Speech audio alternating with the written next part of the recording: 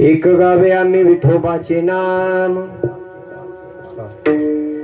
एक गावे आम्ही विठोबाचे नाम, आणि कापे काम नाही आता. मोडून या वाटा सूक्ष्म दुस्तर, केला राज्यभार चाले ऐसा.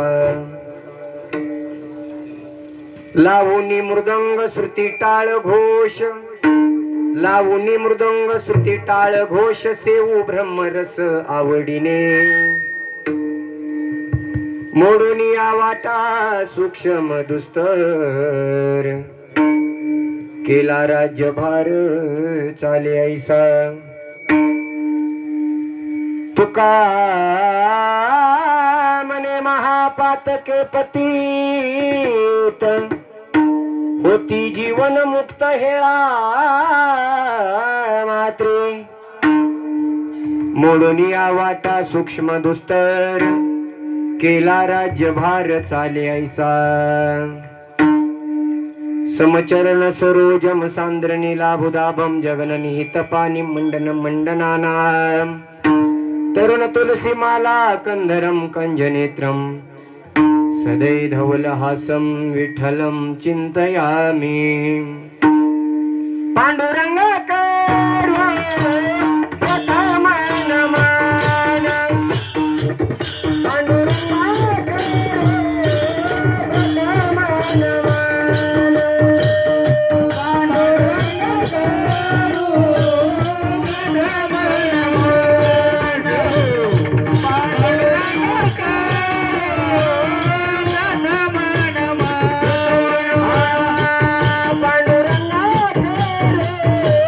प्रथम नमन,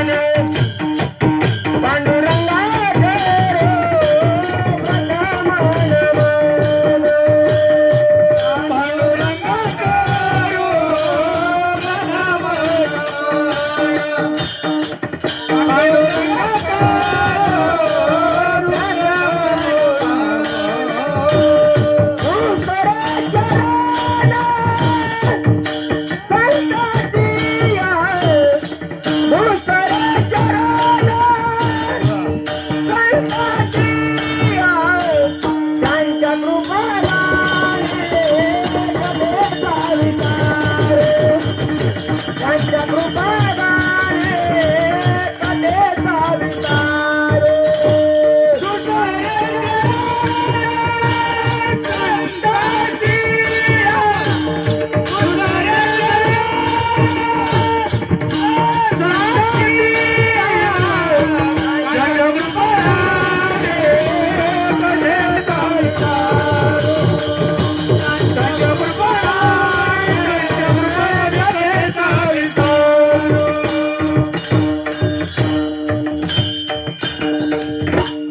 पांडुरंगा करू प्रथम नमन, दुसरे चरण संताचिया.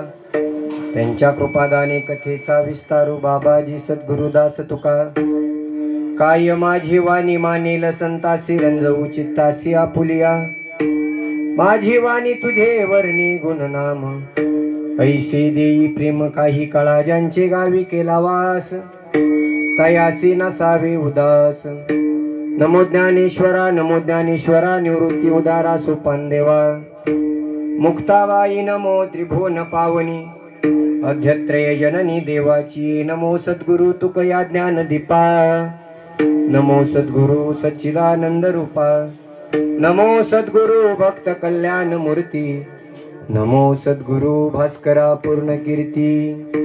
जया पूजिले आदरे पांडुरंगे, विमानस्थ केले प्रयाण प्रसंगी. तनु मानवी दिव्य रूपीच केली, न त्यागे तिये दिव्य लोकासी नेली. जगद्गुरु श्री संत तुकाराम महाराज की जय. जयांचे केले स्मरण, होय सकळ विद्यांचे अधिकरण. तेची वंदू श्री चरण, श्री गुरूंचे ते नमस्कारुनी आता. मज दिसत सो परम विख्यातो, जो जान ब्रह्म याचा सुतो. नारद जान नाम तितिक्षु, तयाची आचरणी नमन गा. जेने धर्म जितविलाची बरी, तो माझी जान नवाळी कावतरला जयाची आकुळी तया छत्रपतीची चरण कमळी साष्टांग नमन करीत असो विठाल विठाला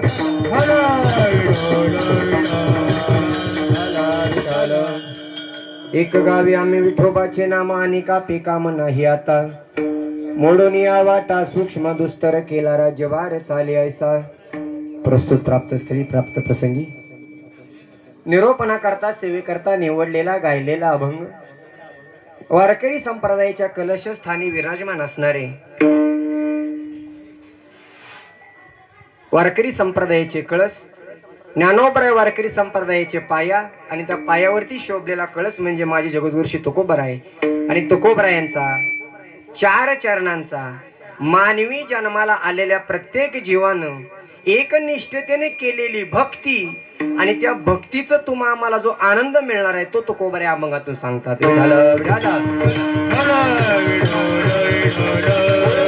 तुकोबराय अभंगातून सांगतात की ज्याला महत्वाचं पद पाहिजे पतितातील पतिताला सुद्धा पाप्यातील पाप्याला सुद्धा किती महापातक पतित असला तरी सुद्धा तो या मृत्यू लोकामध्ये आल्यानंतर मुक्त होतो बर का कशानं मुक्त होण्याकरता साधना आहेत साधना भरपूर प्रकारची आहेत नवविधा प्रकारची भक्ती आहे पण तुकोबराय या अभंगातून तुम्हा आम्हा सर्वसामान्य जड जीवाला सतत करता येणारं जे साधन आहे तुकोबराय ते अभंगातून सांगतात विठाल विठाल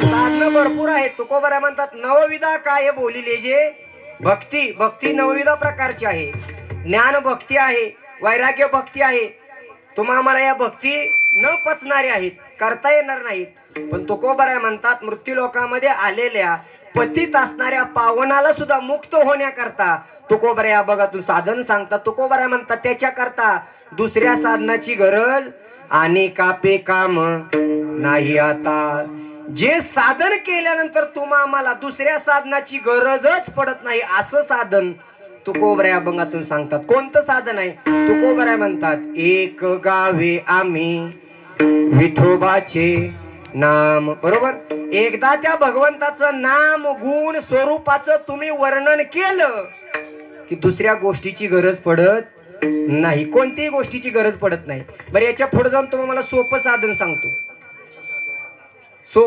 सांगतो तुकोबराय म्हणतात आणि कापे काम नाही आता तुम्ही आम्ही शेतामध्ये ऊस लावतो कशा करता काय मिळण्याकरता काय पैसे मिळण्याकरता ऊस लावतो केळी लावतो कशा करता सगळी साधनं कशा करता करतो तुम्ही आम्ही शेतकरी करणारा व्यापारी असू द्या ऐकणारे असू द्या मायशी चिमवले असू द्या टाळकरी असू द्या महाराज सुद्धा असू द्या कशा करता हो हा बरोबर आहे सगळी साधनं करते ती माणसं कशा करता पैशा करता आणि जर पैशाचं घर झाड तुमच्या घरी लावलं तर तुम्ही पैशा करता पुन्हा काम करचाल का हा आहे का माणसाची पण वसवस थांबल का ना माणसाची पैशा करता जी अवस्था बिकट आहे जर पैशाचं झाडच घरी लागलं तर माणसं दुसरं साधन करतील का ऊस लावणार नाहीत का तर झाड पैशाचं घरी कशा करता लावायचं तसं तुकोबराय म्हणतात तुम्हा आम्हाला पतिताला पावन होण्याकरता एक साधन सोप आहे ते कोणतं भगवंताचं नामस्मरण आणि ते घेतल्यानंतर दुसऱ्या साधनाची गरज पडणार आणि कापे काम नाही आता बर जरी साधना असली तरी तुकोबराय म्हणतात आम्ही त्या मार्गाचं खंडन केलं मोडून या वाटा सूक्ष्म दुस्तर केला राज्यभार चाले ऐसा जवळ जाणारा मार्ग आम्ही निवडला त्याच्याकरता आम्ही साधन काय निवडलं लावून मृदंग श्रुती टाळ घोष सेऊ ब्रह्मरस आवडीने आणि हे कर्तव्य हे कर्म ज्या जीवाने केलं तुकोबराय म्हणतात तुका म्हणे महा पातके पतित किती पतितातील पावन असला पतित असला तरी तुकोबराय म्हणतात होती जीवन मुक्त हेळा मात्री त्याच्या करता एक साधन करायचं भगवंताचं नामस्मरण विठाल विठाल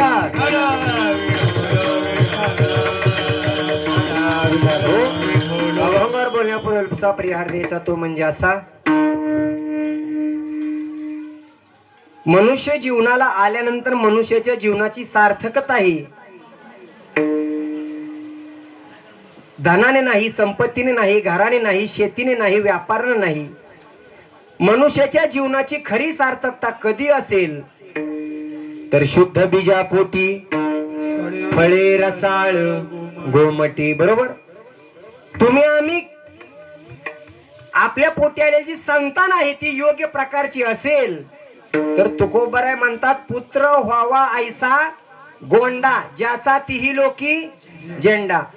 मृत्यू लोकांमध्ये आलेल्या प्रत्येक मनुष्याची जी आशा आहे की आपल्या पोटी आलेलं संताने कसं निघावं, निर्व्यसनी निघावं, त्याचं कोणीतरी नाव घ्यावं. नामदेव महाराज जनाबाई म्हणतात तो पुत्र आम्हाला असा द्या त्याची कीर्ती या जगामध्ये नाही त्रैलोक्यामध्ये दरवळली पाहिजे. असं पुत्र अशी संतान आम्हाला तुमच्या आमच्या पोटी जन्माला आली पाहिजे. आणि जन्माला येण्याकरता सुद्धा बीज सात्विक लागतं. कोणाचाही वाढदिवस होतो का? कोणाचा वाढदिवस वर्ष श्राद्ध ही आम्ही भरपूर करतो, पुण्यतिथी भरपूर, वाढदिवस दुर्मिळ होतात.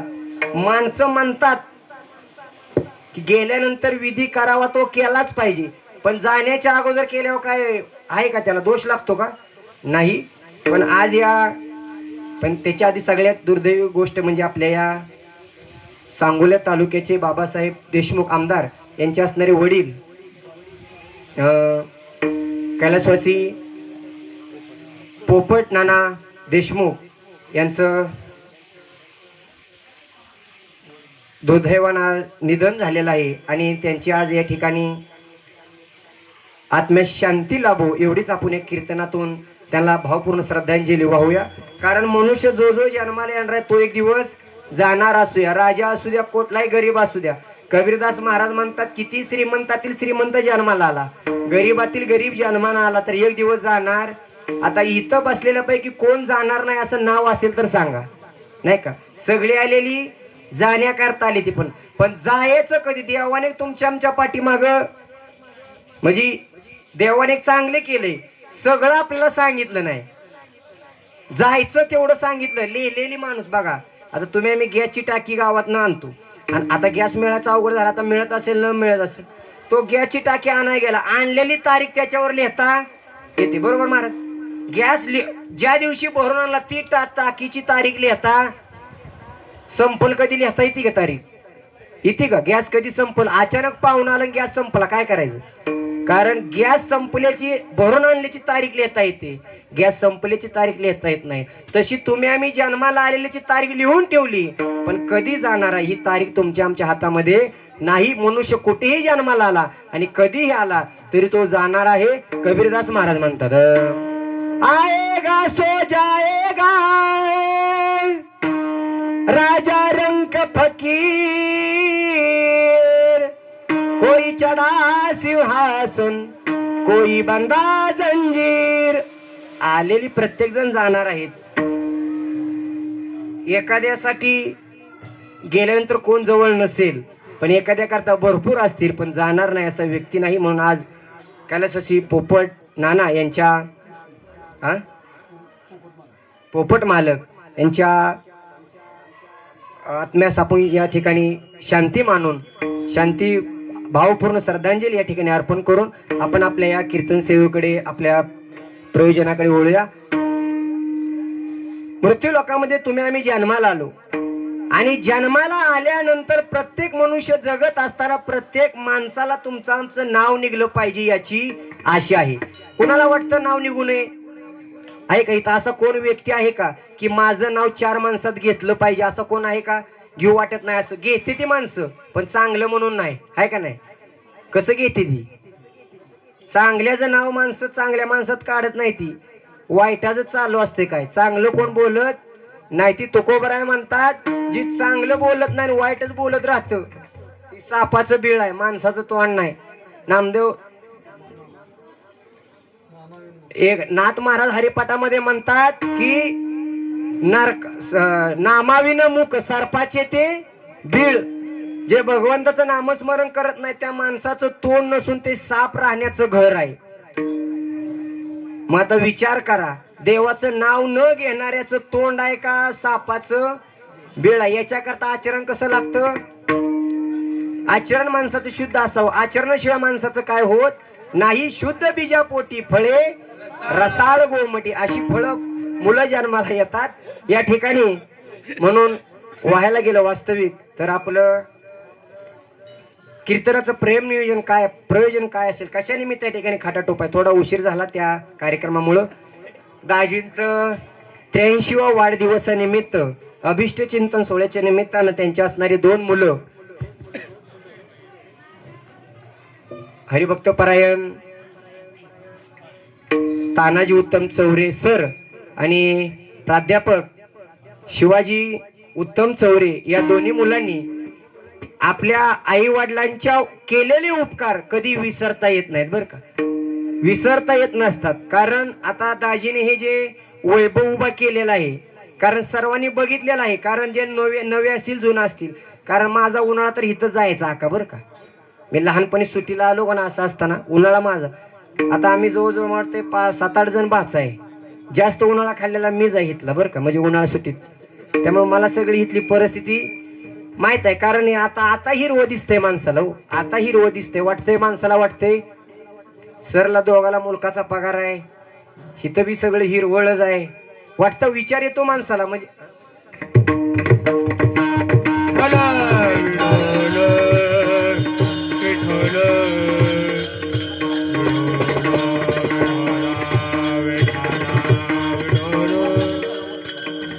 हो, म्हणून थोडं वर खाली. हॅलो, आपलं नाव दे. आणि हे दाजीने केलेलं उभं केलेलं वैभव न भूतो न भविष्यती असं हे म्हणजे हालालीत काढलेलं दिवस. बाप काय करतो तुमच्या आमच्या करता? एका कवीला विचारलं, बापाने या मृत्यू लोकांमध्ये तुमच्या आमच्या करता काय केलं? एका कवीला मोठा पुरस्कार मिळाला आणि तो पुरस्कार मिळाल्यानंतर त्या कवीला विचारलं, दादा तुम्हाला एवढा मोठा पुरस्कार मिळाला आणि हे पुरस्कार मिळण्याचं श्रेय तुम्ही कोणाला देणार? त्या कवीनं उत्तर दिलेलं बघा. कवी म्हणला, दादा पुरस्काराचं श्रेय मिळण्याकरता मला सगळ्यांनी कष्ट केले बरं का. शिकवण्याचं सुद्धा श्रेय सरांनी दिलं. सरांनी मला शिकवण्याचं काम केलं. कंडक्टरने मला इस्टड्रायव्हरने मला तिथपर्यंत नेण्याचं काम केलं. समाजाने मला शाबासकी देण्याचं काम केलं. पण शाबासकी मिळवण्याकरता सुद्धा तिथपर्यंत जाण्याकरता सगळ्यात पहिलं साधन कोण असेल तर तो माझा बाप आहे. कारण सरांनीही शिकवलं, पण त्या मोबदल्यात सरांनी माझ्याकडून काही ना काही अपेक्षा केली, पण बापाने 1 रुपयाची अपेक्षा केली नाही. आणि त्या कवीला विचारलं, दादा तुला एवढा मोठा पुरस्कार मिळाला, या पुरस्काराचं श्रेय तू कोणाला देणार? त्यावेळेस त्या दादानी त्या कवीने सांगितलं, दादा मला बोलता येणार नाही. का तर बापाविषयी बोलाय गेलो तर माझ्या डोळ्यातून पाणी येतं, मला बोलता येणार नाही. मी बापाविषयी 2 पंक्ती 2 कविमधून तुम्हाला त्याचं वर्णन सांगतो. बापाचं वर्णन करताना काय होतं? माझ्या डोळ्यातली आसवय, माझ्या डोळ्यातली आसवय कोणी मायेनं पुसताना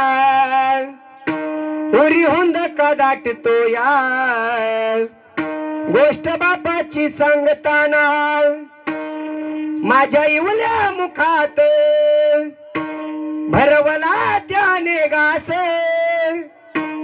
त्याच्या परम कष्टाने आज शोभत सुखात त्यानं बघितलं सपन,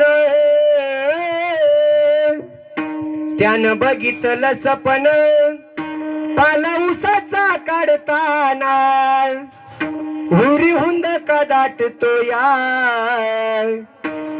गोष्ट बापाची सांगताना आली जत्रा गावाची बाप जत्रत हिंडायचा उदार पादार कपडे आम्हाला आणायचा माझ्या डोळ्यातली आसवय कोणी मायेनं पुसताना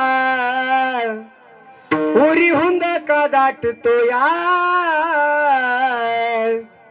गोष्ट बापाची सांगताना. कवी म्हणला, बापाची अवस्था सांगताना बापानं माझ्या करता काय केलं सहजासहजी बोलता येणार नाही. माझ्या डोळ्यातून अश्रू येतात. कारण बाप कधीही तुमच्या आमच्या करता चांगली वस्तू घेण्याचा प्रयत्न करतो, नाही घेतोच बर का. बाप आपल्या करता प्रत्येक चांगली गोष्ट घेतो, पण स्वतः कधी चांगली गोष्ट घेत नाही. मुलाला 500 रुपये 1000 रुपयाचा बोट घालाय देतो, पण स्वतःला 150-200 रुपयाची चप्पल घेताना बाप विचार करतो. म्हणून बाप हा जगामध्ये एकमेव अशी गोष्ट आहे. मी नेहमी उदाहरण सांगत असतो. एक जहाज होती समुद्रामध्ये, आणि ती जहाज लाटा यायची आणि ती जहाज हलायची, आणि जहाज हलायला लागल्याबरोबर ती जहाज खालीवर खालीवर व्हायची. एकाने त्या जहाजाला विचारलं, अगं जहाज, मोठमोठ्या जहाज असतात त्याला तू उलट करते, आणि एवढी बारकी छोटी जहाज आहे हिला का तू उलट करणार? त्यावेळेस त्या जहाज त्या लाटानं उत्तर दिलं, दादा मी जरी लाट असले ना तरी त्या जहाजेवरती एक लहान मुलं आहे, त्या लहान मुलाला मी कधीही पाडलं असतं, पण मी पाडू शकत नाही. कारण का, त्या लहान मुलाच्या पाठीमाग जहाज तारण्याकरता त्याचा बाप उभा आहे. मी जहाज पाडू शकत पाडेल का? लाटेला सुद्धा कळतं ज्या मुलाच्या माग बाप आहे उभा, ती लाट सुद्धा जहाजाला पाडू शकत नाही. एवढा अधिकार बापाचा असतो. बाप करी जोडी लेकुराची ओढी, बाप करी जोडी लेकुराची ओढी, बाप करी जोडी लेकुराची ओढी, बाप करी जोडी लेकुराची ओढी, बाप करी जोडी लेकुराची ओढी, बाप करी जोडी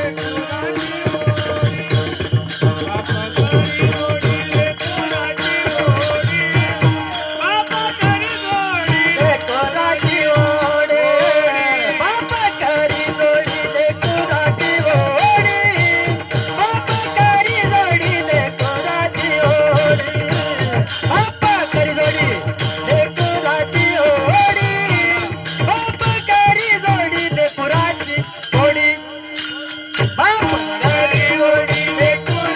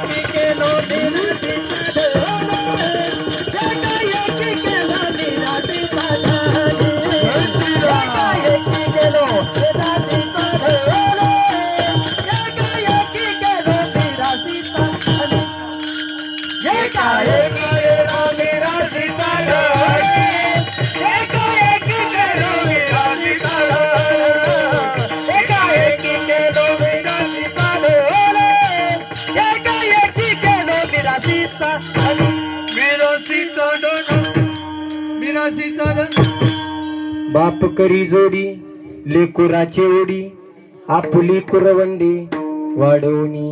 बाप या जगामध्ये सर्व साधन असतो. आई मुलाला कडेवरती घेते, कशा करता? मी जे बघितलं ते माझ्या मुलानं बघावं ही इच्छा आईची असते, म्हणून आई त्याला कडेवरती घेते. पण बाप मुलाला कडेवरती घेत नाही. कुठं घेतो? खांद्यावरती घेतो. काय कारण असेल? कारण बापाला वाटतं मी जे बघितले त्याच्यापेक्षा जास्त माझ्या मुलाने हे जग बघावं, म्हणून बाप मुलाला कुठं घेतो? कडेवरती घेतो, खांद्यावरती घेतो. एवढा बाप जगामध्ये श्रेष्ठ आहे. बघा, ज्ञानोबराय निवृत्तनाथ महाराज, सोपान काका, मुक्ताबाई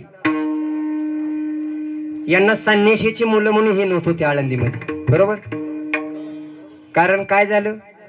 विठ्ठलपंत यांनी लग्न झाल्यानंतर संन्यास घेतला, आणि संन्यास घेतल्यानंतर त्यांचे असणारे गुरु आळंदीला आले, आणि रुक्मिणी माता ते प्रदक्षिणा करत असताना तिथं त्यांना त्यांचे गुरु भेटले आणि प्रदक्षिणा करत असताना गुरुजींनी आशीर्वाद दिला, अष्टपुत्र सौभाग्यवती भाऊ. त्यावेळेस त्या रुक्मिणी माते विचारलं, महाराज काय आशीर्वाद दिला तुम्ही? अष्टपुत्र सौभाग्य का? माझ्या पतीने लग्न झाल्यानंतर लगी संन्यास आश्रम घेतला आणि ही अवस्था काशीला गेल्यानंतर तिथं त्या गुरुजींना विठ्ठलपंत दिसल्याने गुरुजींच्या आज्ञेनुसार पुन्हा आपला असणारा प्रपंचामध्ये आले. गृहस्थ आश्रम स्वीकारला आणि स्वीकारल्यानंतर पुन्हा ज्ञानोबराय ही मुलं झाली आणि मुलं झाल्यानंतर त्यांना आळंदीतील सर्व असणारा समाज हा संन्याशाची मुलं म्हणून हिनवायचा. भिक्षा मागाय गेले आळंदीला, भिक्षा द्यायची नाही. काही तर कटकार असताना असे करायचे, दिलेली भिक्षा सुद्धा जी असायची झोळीमध्ये, संन्याशाची मुलं आहेत आणि जी दिलेली भिक्षा आहे ती सुद्धा भिक्षा मातीत टाकायची आणि मातीत टाकल्यानंतर तेवढ्यावर नाही थांबायचं, पुन्हा ती मातीमध्ये मिसळायची. का तर पडलेली ती भिक्षा पुन्हा उचलू नये म्हणून. एवढा त्रास ज्ञानोबारांना झाला आणि हा त्रास आई वडिलांना बघवत नाही बरं का. संन्याशाची मुलं अन्न न मिळणं, भिक्षा न देणं, हे विठ्ठलपंत कुलकर्णी आणि रुक्मिणी माता यांना हे काय ते पाहावे ना, म्हणून त्यांनी सांगितलं आमच्या मुलांचं असणार जी संन्याशाची मुलं बदनामी आहे ती बंद करा. मग याच्याकरता काय करावं लागेल? शुद्धीपत्र पाहिजे. कुठं? पैठणला. मग विठ्ठलपंत कुलकर्णी आणि रुक्मिणी माता पंढरपूरला निघाल्या आणि पंढरपूरला गेल्यानंतर तिथल्या ब्राह्मणांनी सांगितलं की तुम्हाला जर तुमच्या मुलांना शुद्धीपत्र पाहिजे असेल, संन्याशाची मुलं म्हणून हिनवतात हे जर नको असेल, तर तुम्हा दोघांना देहांत प्रायश्चित्त हे भोगावं लागेल. काय करावं लागेल? देहांत प्रायश्चित्त म्हणजे काय? जिवंतपणे आपला देह सोडावा लागेल. क्षणाचाही विचार केला नाही विठ्ठलपंतांनी. लगेच म्हणले होय, जर माझ्या जाण्यानं जर माझ्या मुलांचं चांगलं होत असेल तर मी विचार करणार नाही. क्षणाचाही विचार केला नाही. आम्ही गेल्यानंतर शुद्धीपत्र द्या एवढं सांगितलं. पैठणहून परत आले आणि सिद्धबेटामध्ये विठ्ठलपंतांची छोटी झोपडी होती आणि त्या झोपड्यामध्ये 4 भावंड झोपलेली. निवृत्तनाथ ज्ञानोबाराय, सोपान काका आणि मुक्ताबाई 4 भावंड झोपलेली. रात्रीच झाली आणि आल्यानंतर आई वडील लहान मुलांना बघायला लागले. मांडीवरती घ्यायचं. लहान मुलं महाराज सोडून जावं वाटतं का? पण आपल्या मुलाचं चांगलं होण्याचा विचार हा विठ्ठलपंतांनी मनामध्ये घेतला होता. आले आपली मुलं मांडीवरती घ्यायची, केस कुरळायची, झोपीतच सगळी मुलं आणि झोपीतच सगळ्यांना म्हणायचे मनातल्या मनात, निवृत्त दादा आता तूच यांचा बाप आहे, तूच यांची आई आहे, तूच यांचं जग आहे, आता या सगळ्यांचा कल्याण तूच कर. ज्ञानोबरायांना सांगितलं, दादा तू या विश्वाचा उद्धार कर. मुक्ताबाईला बघितल्यानंतर ढसा डोळ्यातून पाणी यायला लागलं. बापाला कितीही मुलं असली तर बापाचा सगळ्या जीव हा मुलीवरती असतो बर का. जगामध्ये अशी कोणता बाप नाही, बाप जगामध्ये 2-3 वेळेस रडतो. बराबरीला आलेला मुलगा ज्यावेळेस बापाला सांभाळत नाही, दुसरी वेळेस ज्यावेळेस आपल्या एकुलते एक मुलीचं लग्न जमतं तेव्हा एक बाप रडतो आणि तिसऱ्यांदा रडतो आपली मुलगी नांदायला जाताना बाप रडतो बर का. बाप कधी रडत नाही. संसारामध्ये किती जरी हानी झाली तरी बाप रडत नाही. बाप म्हणतो अरे काय हे आज गेले ना मी उद्या उभं करीन, हे साम्राज्य मी पुन्हा उभं करीन, पण गेलेली लेक पुन्हा मला आणता येणार नाही. कारण एकदा असती तळ हाताच्या फोडाप्रमाणे सांभाळलेली मुलगी तो ज्यावेळेस जाते आणि विदाई करत असताना मुलगी नांदाय जाताना बाप कधी मुलीकडे जात नाही. कारण का बापाला माहित आहे मी जर तिच्या जवळ गेलो तर मुलगी नांदायला जाणार नाही. मला सगळी जवळ असतात, मुलगी रडते डसा सगळीकडे रडते पण बाप कधी दिसत नाही तिला. बाप कुठं तर आडमोडी जाऊन गुडघ्यामध्ये मुंडकं घालून तिकडे रडत असतो. सगळी म्हणतात अरे मुलीचा बाप कुठं आहे, धरून आणतात सगळी. मुलगी बाप सोडून इतर माणसं भेटायला जाताना हळून भेटतात बर का. पण बाप दिसल्यानंतर मुलीमध्ये कुठलं ताकद येते काय माहित.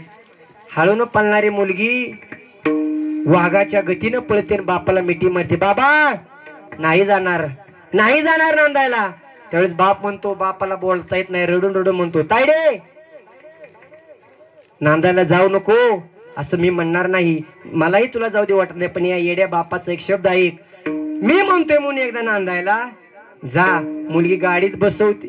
बसल्यानंतर बाप मुलीचा मुलीकडे जात नाही, जावयाकडे जातो. जावयाला म्हणतो, दादा जावय बापू 18 वर्ष झालं तर हाताच्या फोडाप्रमाणे सांभाळलाय आणि हा फोड कधी फुटू देऊ नका बर का. हा एवढा तळहात मी सांभाळलाय. जर तिची काही चूक झाली तर मला माफ करा, पण तिला काही शब्द बोलू नका. ही अवस्था बापाची असते. म्हणून तो बाप जगातून निघून जाण्याच्या अगोदर त्या निवृत्तनाथ सोपान काकाला म्हणायला लागला. मनातल्या मनात ती भावना कळायला लागली आणि दोघांनी तिथं मुलं सोडली आणि विठ्ठलपंत आणि रुक्मिणी माता इंद्रायणीच्या डोहामध्ये गेले आणि दोघांनीही आपलं देहांत प्रायश्चित नदीमध्ये ओढून देऊन जीव दिला. मला सांगायचं एवढंच आहे की जीव देण्याचं काही कारण नव्हतं, पण जर मुलांचं चांगलं होत असेल तर आई बाप पाठीमागं होत नाहीत. कारण का, या जगामध्ये सगळ्यात श्रेष्ठ आणि कणकर कोण असेल तर तो बाप असतो. विठाल विठाल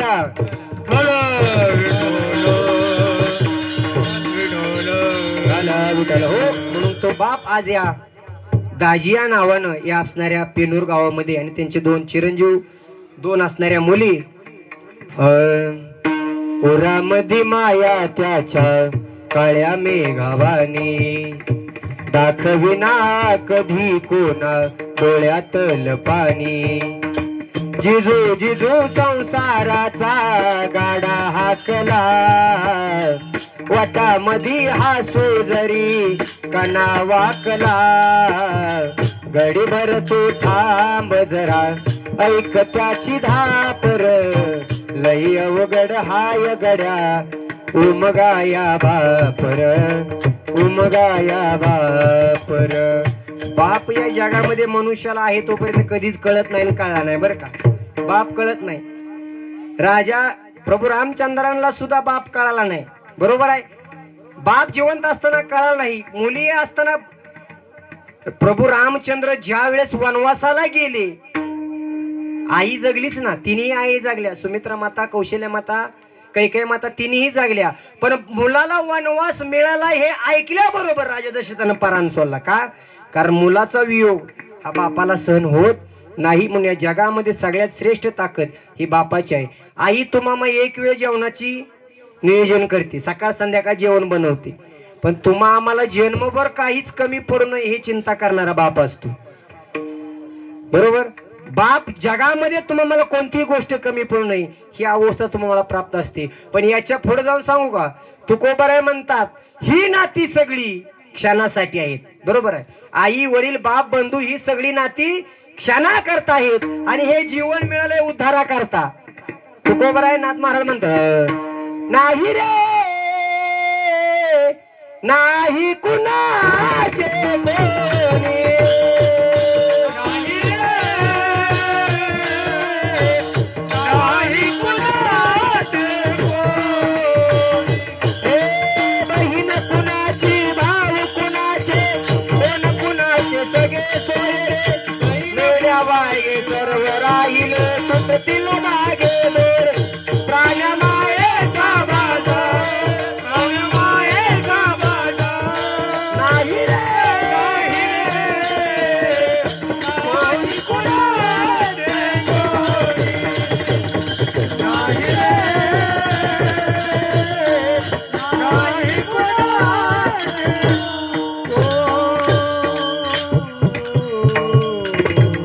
नाही रे नाही कुणाचे कुणी तुझे नोहे रे कोणी अंती जाशील एकल्या प्राण्या माझे माझे म्हणून. माझं एवढं धोक्याचं आहे, माझं माझं म्हणतोय म्हणून दुःख आहे.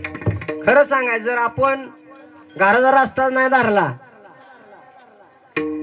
राज महाराज, आता इथनं कीर्तन झाल्याबरोबर घरी जायचं नाही कोणी, म्हणजे आपापलं एकटं हालायचं सुट्टा हालायचं. कळतं ना तुम्हाला. टिपणी नेही नाही सोबत इकडे कुठं आपलं आपलं एकटं हालायचं माणसानं. दुःखाचं कारण होईल का काय? दुःख कशामुळे आहे? आता ही गाडी चालली ती गाडी चालली, गाडी चालल्यावर एवढी माणसं आहे ती सगळी माणसं का भरत नाही? आपलीच कशी निवडून भरताय गाडीत? बर आपलीच भरतोय, बर ती तर सुख देणारी आहे ती का? आहे ती का? होय. आपली माणसं गाडीत भरतोय ती तर सुख देणारी आहेत का? काय साधू संतांची वाणी असेल महाराज. 350-400 वर्षापूर्वी सांगितलं महाराज, कोणच कोणाचं नाही. ती खरं त्या दिवसापासून आहे, आजपासून पण माझं म्हणतोय म्हणून सगळं दुःख भोगायला. एक चोर होता, असा चोर होता बादर, 10,000 चोऱ्या केला, पकडला नाही.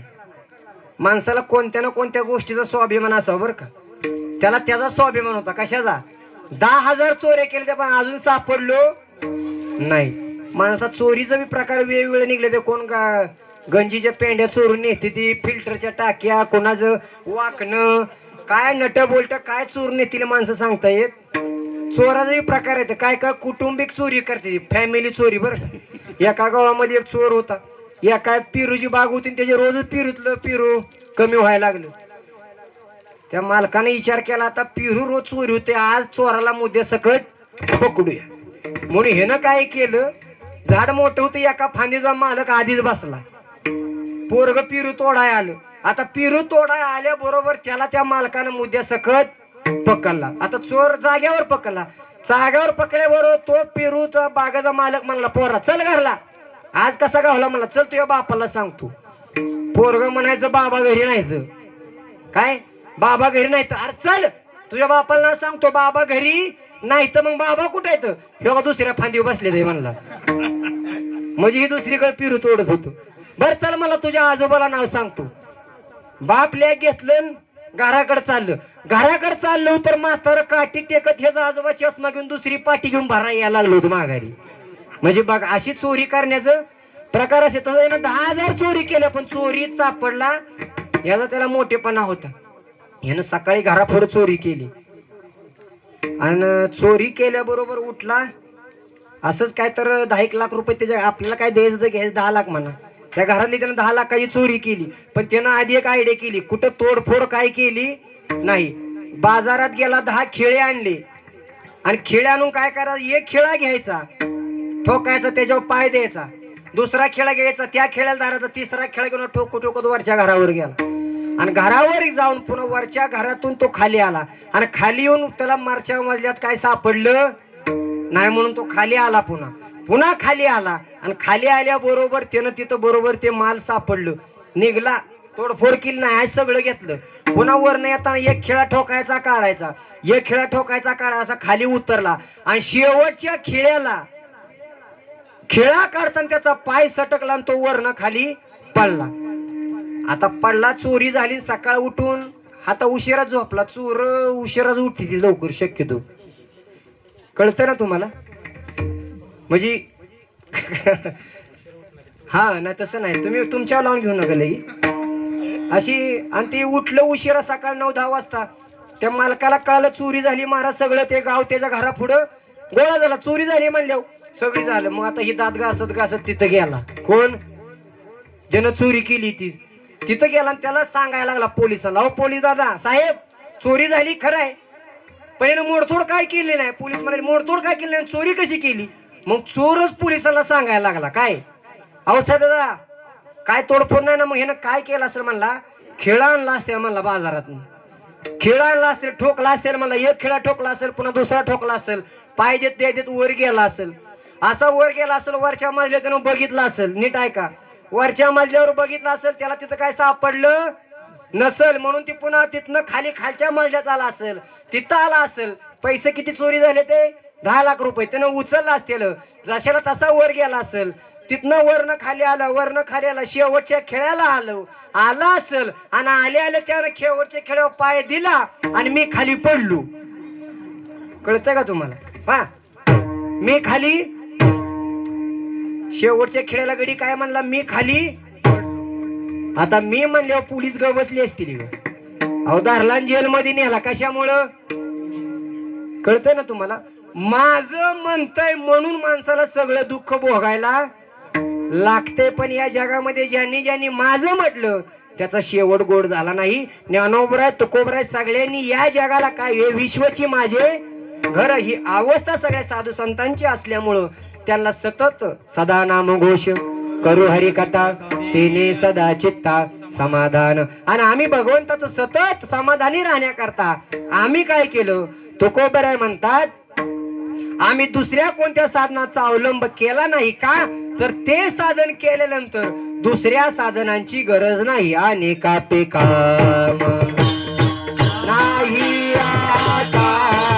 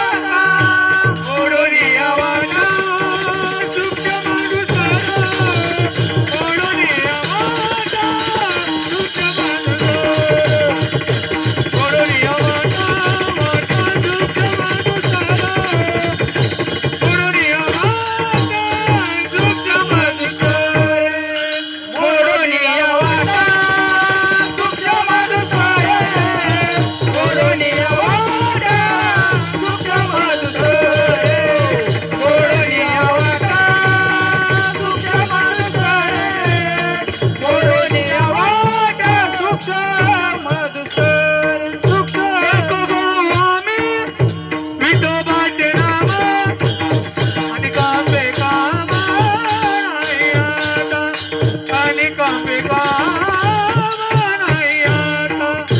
एक गाव आम्ही विठोबाचे नाव आणि घनश्याम आहे आता.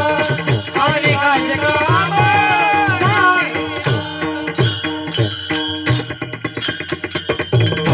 आणि कापे काम नाही आता. एक गावी आम्ही विठोबाचे नाम. बघा परिणाम बघा, वेगळं काय सांगण्याची गरज नाही. तुकोबरायांसारखं तुम्ही आम्ही जर नाव घेतलं तर सगळं प्राप्त होतंय. छत्रपती शिवरायांनी तुकोबरायांना नजराणा पाठवला का? तुकोबरायांनी नाव घेतलं. हे तुकोबराय नामदार नाहीत. तुम्ही आम्ही जी पैशा करता हावदाव करतो ती देवाचे नाव घेण्याला मिळत असल्यावर काय अडचण आहे? तुकोबरायांना सगळ्यांना नजराणा पाठवला. एक गावी आम्ही विठोबाचे नाम. धन मिळाली, संपत्ती सगळं देणार आहे. संपदा वैकुंठामध्ये तुको देव तर म्हणतो तुकोबराय तुम्हाला वैकुंठाला नेऊ का? वरकुडल साधन देऊ का? तुकोबराय म्हणतात वैकुंठाशी आम्हा नको दाहू दाडू हरी वासदे पंढरी सर्व काळ. तुकोबरायला सर्व काय मिळालं, संपत्ती धन. बर काय अजून कशाची कमतरता आहे का? तुकोबराय म्हणतात देवाचं नाव घेतलं आणि का ते काम नाही आता. एक निश्चितता पाहिजे. माणसाच्या जीवनात एक निश्चितता नाही म्हणून सगळं दुःख आहे. आणि ज्यानं एक निश्चितता धरली, एक धरीला चित्ती आम्ही रखुमाईचा पती. कोणत्याही कार्यामध्ये जर एक निष्ठता असेल ना तर त्या माणसाला सर्व असणारी अवस्था प्राप्त होते, सर्व क्रिया प्राप्त होत असतात. छत्रपती शिवरायांना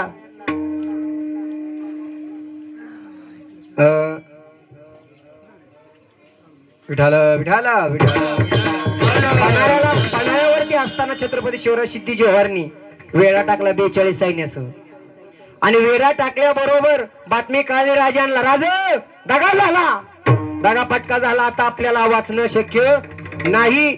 42,000 सिद्धी जोहर सैन्य घेऊन आलाय आणि आता आपल्याला शरण जावं लागेल. राजे म्हणले ते तर बाजी प्रभू देशपांडे आणि न्हावी समाजाचा शिवा काशीद होता. आणि ती दोघं असताना तिथं सगळ्यांनी विचारलं, राजाने सांगितलं आता सगळ्यांनी मारायची काही गरज नाही, आपण सिद्धी जोहरला शरण जाऊया.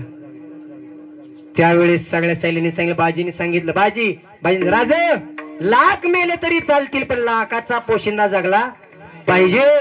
राज तुम्ही भेऊ नका. तुमच्यासारखा दिसणारा हा शिवा काशीद आहे. 2 पालख्या तयार केला. एका पालखीमध्ये शिवा काशीदला बसवलं आणि एका पालखीमध्ये शिवाजीराजाला बसवलं. एक पालखी विशाळगडाकडे निघाली आणि एक पालखी सिद्धी जोहरकडे निघाली. आणि ती पालखी जात असताना सिद्धी जोहरकडे जात असताना शिवा काशीद म्हणाला, राज मुजरा. राज म्हणाल, मुजरा देऊ नको, हा शेवटचा मुजरा आहे, मुजरा घालू नको, मीच तुला मुजरा. राज जन्मताना जरी शिवा काशीद म्हणून जन्माला आलो असलो तरी मरताना शिवाजी महाराज म्हणून मरणार आहे. हे भाग्य माझ्याकडून तुम्ही काढून घेऊ नका. महाराज ती पालखी शिवाजी काशीदाची पालखी शिवाजी महाराज म्हणून त्यात बसला आणि सिद्धी जोहरकडे गेली. गेल्यानंतर ती पालखी तिथे गेल्याबरोबर तिथल्याला कळाला हा शिवाजी नाही, दगा झाला. शिवाजी महाराज दुसऱ्या पालखीवर बाजी प्रभू देशपांडे आणि सगळं दुसरीकडे निघाले. एक छोटीशी खिंड लागली आणि त्या खिंडीमध्ये जात असताना अशी एक खिंड होती की त्या खिंडीतून 2 माणसं एका वेळी जात होती. शिवाजी राजांसंग 400 मावळे होते. बाजीप्रभूंनी सांगितलं, सिद्धी जोहरला कळालं, तिकडं सपासप वार केले. काय शिवा काशीला गतप्राण केलं आणि सिद्धी जोहरनं 10,000 सैनिक पुन्हा शिवाजी महाराजांच्या पाठीमाग घोडखिंडी कधी पाठवलं. आणि तिकडे पाठवल्यानंतर कळालं माठी मागून 10,000 सैन्याचा वेढा आलाय. आता पुढे दोघांना जाता येतं, बाकीला जाता येत नाही. बाजी प्रभू देशपांडे राजांना मुजरा घाला आणि मुजरा केल्याबरोबर राज म्हणलं, बाजी अहो का मुजरा करता? राज या तुम्ही आता हा माझा मुजरा घ्या आणि तुम्ही 100 सैनिक घेऊन पुढे निघा. अवघे 300 सैनिकांसोबत बाजी प्रभू त्या घोडकिडीमध्ये थांबला आणि राजांना मुजरा केला. राज थांबू नका, तुम्ही जावा. विशाळगडावर पोहोचल्याबरोबर तोफ लावा. जोपर्यंत तोफेचा आवाज येत नाही तोपर्यंत बाजी या जीवाची बाजी हलवणार नाही, प्राण सोडणार नाही. राजांनी बाजीला प्रभूला देशपांडेला मुजरा केला आणि राजे पुढे निघाले. आणि जात असताना पाठ्यापाहून सिद्धी जोहर आला. 10,000 सैन्य घेऊन आलेला सिद्धी जोहर सपासप वर सगळ्यावर व्हायला लागले. युद्ध सुरू झालं. हर हर महादेव गर्जना झाली आणि युद्ध चालू झालं. महाराज सगळे मावळे मारायला लागले, गतप्राण व्हायला लागले. पण बाजी प्रभू काय आपल्या बाजी सोडायला तयार नाही. कारण का? फक्त कानामध्ये एकच आवाज होता, जोपर्यंत तोप वाजत नाही तोपर्यंत बाजी या जीवाची बाजी सोडणार नाही. सपासप वार वार एकही जागा अशी नव्हती की ज्या ठिकाणी तलवारीचा वार झाला नव्हता. सगळ्या अंगावरती लाल बुंद असा बाजी प्रभू झालेला. राजे विशाळगडावरती पोहोचले बरोबर तोप पळत गेले, म्हणजे तोप लावा, तोपाचा आवाज करा म्हटल्याबरोबर तोप लावली. आणि हा तोपेचा आवाज झाल्याबरोबर बाजी प्रभूने सांगितलं आणि बाजी प्रभूचे हात बंद झाले. फक्त एकच आवाज यायला लागला, हो आम्ही जातो तुम्ही कृपा असो द्यावी, आम्ही जातो तुम्ही कृपा असो द्यावी, आम्ही जातो तुम्ही कृपा असू द्यावी, आम्ही जातो तुम्ही कृपा असू द्यावी. सकळा सांगावी विनंती माझी, सकळा सांगावी विनंती माझी, विनंती माझी हे विनंती. सकळा सकळा सांगावी विनंती माझी. हो राज, अभिमान वाटतो आम्ही जन्माला आलो. अरे कुत्र्या मांजरासारखं जगण्यापेक्षा माणूस म्हणून मेलेलं बरं. बाजी प्रभूने कधी विचार केला नाही या शरीराचा. माणूस म्हणून जन्माला आलोय आणि जाताना देव म्हणून जन्माला जाणारी माणसं म्हणजे माझ्या राजाच्या काळातली.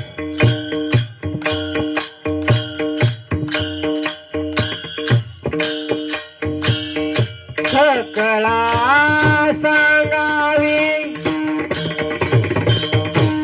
हे सकळा,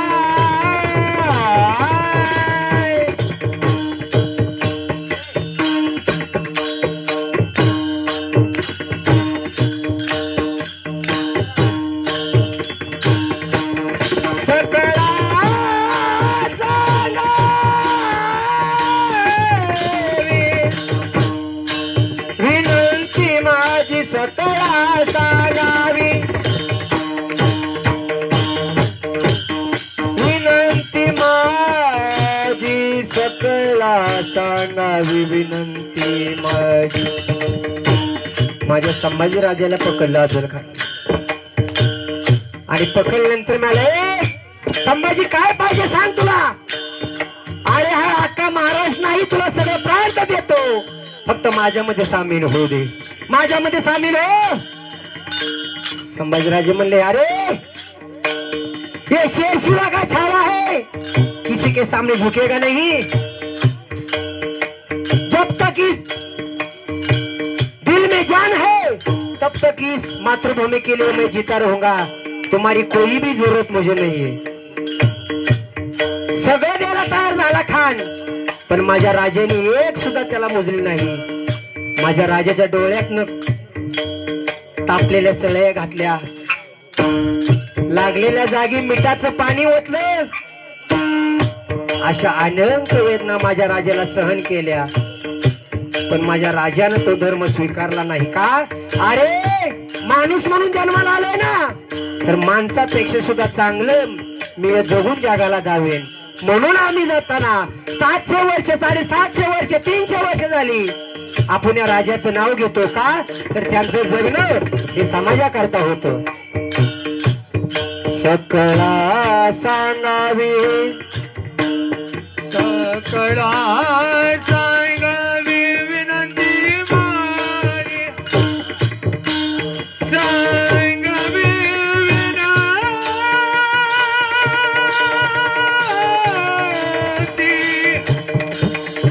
विनंती.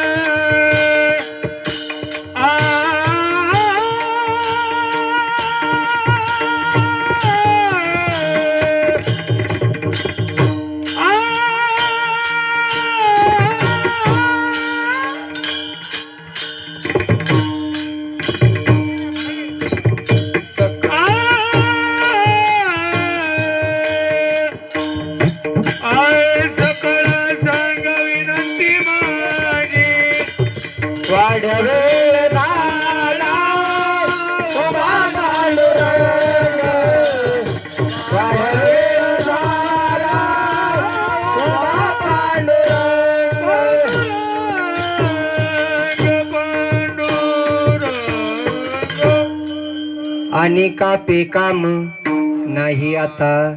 एवढा माणसाच्या जीवनाचा चांगला जर शेवट होत असेल तर माणसाला दुसरी साधनं करायची गरज नाही. माझ्या बाजूप्रभूंनी छत्रपती शिवरायांची एकनिष्ठता धरली. माझ्या छत्रपती संभाजी महाराजांनी बापानं दिलेल्या आदर्शावर चालले म्हणून आजपर्यंत झालं. त्यांना दुसरं कोणतं साधन करण्याची गरज पडली नाही. तसंच साधन माझ्या तुकोबराईने केलं. एक गावे आम्ही विठोबाचे नाम आणि का पेकाम नाही नाता. माणसाने एक काम केलं का एका दोरीत चाललं तर त्याचा शेवट चांगला होतो. अनेक कामं केलं का माणसाला त्याची सफलता राहत नाही. म्हणून तुकोबराय म्हणतात, तुम्ही आम्ही जे नाव घेतलं वाल्या कोळी होता त्याचा वाल्मिक ऋषी झाला. कशानं? सातत्यानं भगवंताचं नाव गेलं, राम राम, म्हणून त्या भगवंताच्या नामानं. म्हणून तुकोबराय म्हणतात दुसरी साधनं करायची गरज नाही. मोडून या वाटा सूक्ष्म दुस्तर केला राज्यभार चाले ऐसा. पेनोरला येण्याकरता 2 मार्ग आहेत. हायवेनंही यायला येतं आणि पंढरपुरात जाऊन पुन्हा तिकडून यायला. माणसं कुठून आली येताना? हायवेहून आली का? तिकडनं का आली नाहीत? कारण तिकडनं खडतर मार्ग आहे. तुकोबराय म्हणजे तो मार्ग आम्ही अवलंबणार नाही. जो सूक्ष्म मार्ग आहे, सोपा मार्ग आहे, त्याच मार्गाने आम्ही येणार. तो मार्ग आम्ही बंद केले. मोडून या वाटा सूक्ष्म दुस्तर केला राज्यभार चाले ऐसा. त्या मार्गाने आम्ही आलो आणि इथं आल्यानंतर आम्ही काय केलं? दुसरं काय केलं नाही. लावणी मृदंग श्रुती टाळ घोष, लावणी मृदंग श्रुती टाळ घोष, लावणी मृदंग श्रुती टाळ घोष, लावणी मृदंग श्रुती टाळ घोष, लावणी मृदंग श्रुती टाळ घोष, लावणी मृदंग श्रुती टाळ घोष, लावणी मृदंग श्रुती टाळ घोष, लावणी मृदंग श्रुती टाळ घोष. सेवू ब्रह्म रस आवडीने आवडीने, सेवू ब्रह्म रस आवडीने आवडीने. मोडणी वाट सूक्ष्म दुसरे, मोडणी वाट सूक्ष्म दुसरे, मोडण्या वाटा सूक्ष्म दुसरे, मोडण्या वाटा सूक्ष्म दुसरे. म्हणून या वाटा सूक्ष्म दुस्तर केला राज्यभार चाले ऐसा. मग इथं आल्यानंतर काय केलं? लावणी मृदंग श्रुती टाळ घोष सेवू ब्रह्मरस आवडीने. आणि असा असणारा आनंद घेतल्यानंतर किती पाप्यातील पापे असू द्या, पुण्यातील पुण्य असू द्या, कर्मचारी असू द्या, भ्रष्टाचारी असू द्या, कोणताही मनुष्य असला, तुकोबराय म्हणतात त्यानं नाव घेतलं ना, तुका म्हणे महा पातके पतित होती जीवन मुक्त हेळा मात्रे. म्हणून या वाटा सूक्ष्म दुस्तर केला राज्यभार चाले ऐसा. विठोबा रखुमाई विठोबा रखुमाई, जय जय विठोबा रखुमाई, जय जय विठोबा रखुमाई, जय जय विठोबा रखुमाई.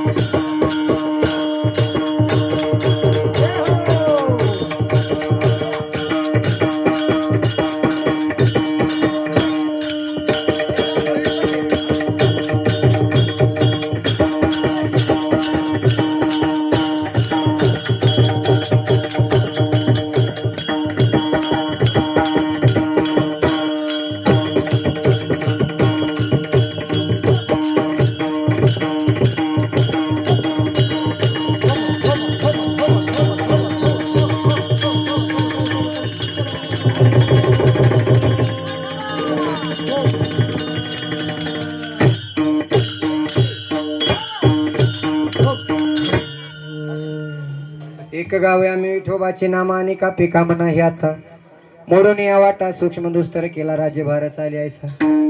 आपली वेळ कवा संपलेली आहे पण आपलं गुलाबजामुन किती असलं नसतं गुलाबजामुन खातोय माणसं नाही का थोडं पाणी चपाती पाहिजे म्हणून म्हणून अतिशय उन्हानं पण माणसाला रोग होतात बरं का म्हणून जास्त कीर्तन ऐकल्यावर सगळीच कीर्तन करायला लागतील पण आम्हाला कोण बोलवायचं नाही नाही म्हणून आपलं थोड्या वेळामध्ये या ठिकाणी कीर्तनाचं आयोजन कारण खरंच पाहायला गेलं तर शुद्ध बीजापोटी फळे रसाळ गोमटी दाजीने केलेला हा फुलवलेला माळा आपली असणारी मुलं यातून संस्कृती घडवण्याचं काम आपल्या या परिवाराने केलेलं आहे. दाजीने काय केले सगळ्याला माहित आहे तुम्हालाच माहित नाही नाही दाजीनी असणार कार्य त्यांचं आता इथं कीर्तनातून काय सांगणार कारण इथं तुम्ही आला असता लहानपणी तर तुम्हाला कळलं नसतं काय होतं ते कारण हे नुसत्या कुसळच होती आधी सगळी कडवणं हो ही सगळी काय नव्हतं पण आपली मुलं शिकवली कशाही परिस्थितीमध्ये कुठं आश्रमशाळेमध्ये मुलं राहिली पैशाची कमतरता पहिल्या काळातील एक काळ तर असा झालं की म्हणजे एस टीला पैसे नाही म्हणून पळत आलेली हे सुद्धा मंडळी आहे बरं का म्हणजे पैसे मिळाले नाहीत म्हणून अशी संयमातून काय म्हणते ती संकटातून हे केलेला संघर्ष आहे आणि त्या संघर्षाचं हे फळ आहे म्हणून आज माणसाला जरी प्रतिष्ठा दिसत असली तर त्या मागचे जो संघर्ष असतो फार मोठा असतो आणि तो फक्त बापच करू शकतो बरं का जगामध्ये दुसरं कोणी करू शकत नाही म्हणून त्या दाजींच्या 83वा अभिष्टचिंतन सोहळ्याच्या निमित्तानं हे ज्ञानदान असणारं अन्नदान आणि या ठिकाणी सुंदर अशी संतांची मांदियाळी पाहुणे मंडळी मित्रमंडळी यांच्या उपस्थितीमध्ये दाजींच्या अभिष्टचिंतन सोहळ्याच्या निमित्तानं या ठिकाणी कीर्तनाचं आयोजन तुम जिओ हजारो साल पुढचं काही येत नाही मला एवढंच दाजींना सांगून या ठिकाणी आपण कीर्तन सेवेला आपल्या समाप्ती करूया. ज्ञानेश्वर माऊली ज्ञानराज माऊली तुकाराम ज्ञानेश्वर माऊली ज्ञानराज माऊली तुकाराम तुकाराम तुकाराम